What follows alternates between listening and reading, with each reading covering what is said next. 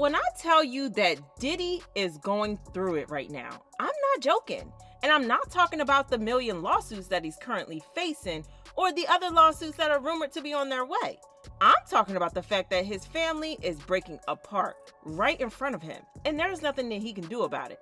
His son Justin Combs is prepared to have fallen out with him, and they are not on good terms. Well, according to the latest news, Diddy tried to sabotage his own son's career because he didn't want anyone more successful than him. And that's not it, because new details are starting to emerge that Diddy also mistreated his baby mama Misa, and allegedly he still mistreats her. When Cassie filed her lawsuit, we were all talking about how it was a great thing because it would encourage more victims and survivors to come out, tell their story, and hopefully get some justice. But what we did not expect was to see a member of Diddy's own family come out to put him on blast. Have you ever wondered why none of Diddy's kids have a super successful career?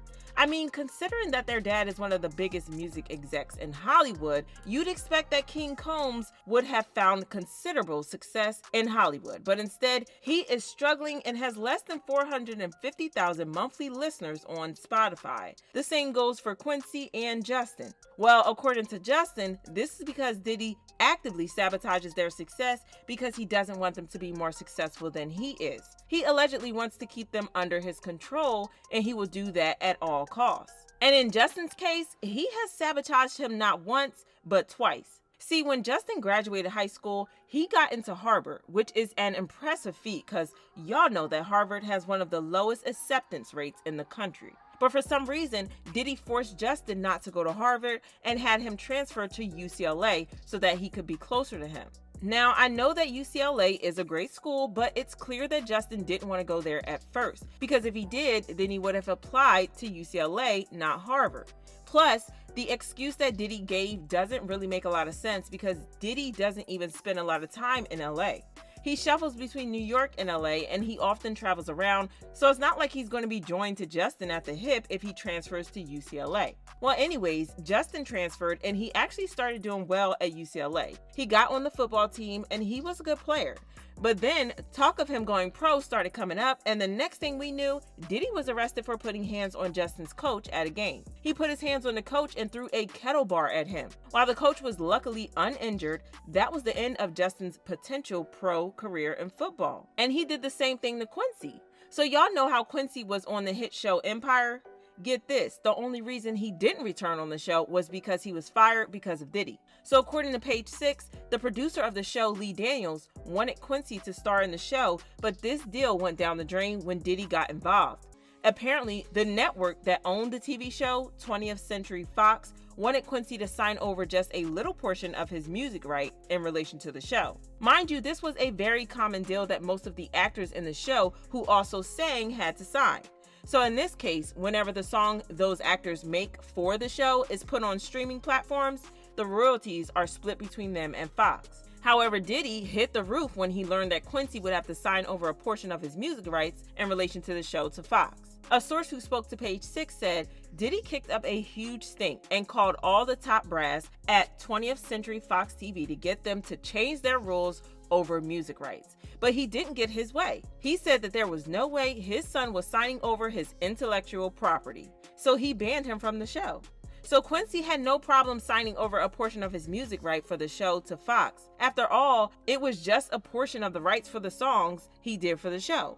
But after Diddy made that call to Fox without his permission, he pissed the big guys at Fox off and pretty much got Quincy thrown out of the show. Well, it looks like even Diddy's kids are tired of him, and Justin is coming out to put his father on blast for killing his career, trying to ruin his life, and putting his hands on his mom, Misa Hilton.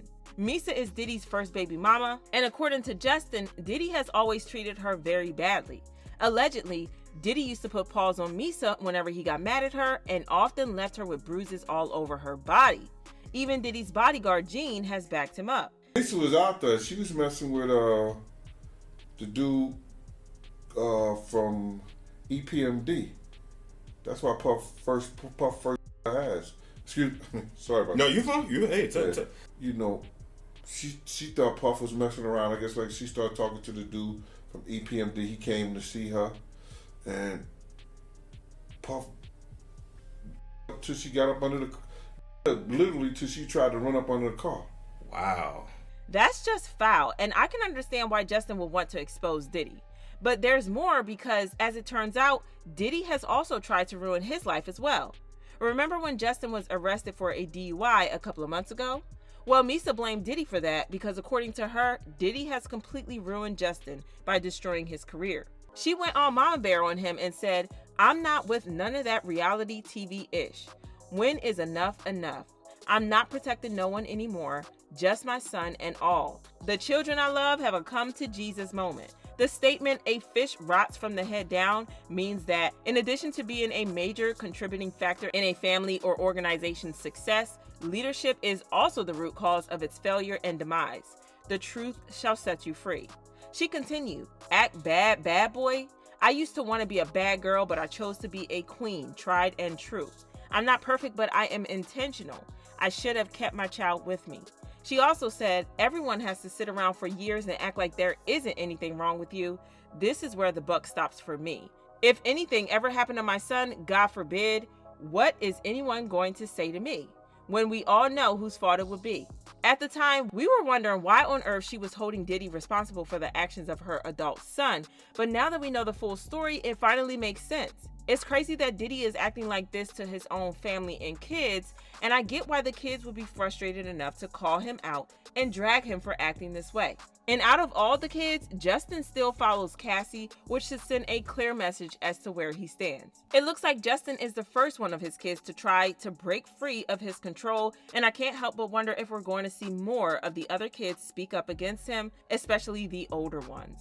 Fans are standing behind Justin 10 toes down, and they said, "I feel awful for his children and what they've been through and what they're still going through. I pray for their peace and safety as well." Diddy's life hasn't been comfortable and stress-free since Cassie filed her lawsuit. I love this for him. May Diddy get the same treatment he's given others. And there's a fine line when it comes to children staying out of it versus speaking truth to power.